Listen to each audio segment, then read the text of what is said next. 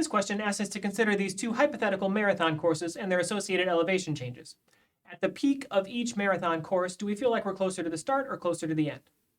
In course number 1, the peak height is much closer to the end, so when I reach that peak height, I'm very much close to the end and I'm almost finished with the race. In the version on the left, the peak height is right at the beginning, so pretty much as soon as I start the course, I'm at the peak elevation, and it's the rest of the way downhill from there.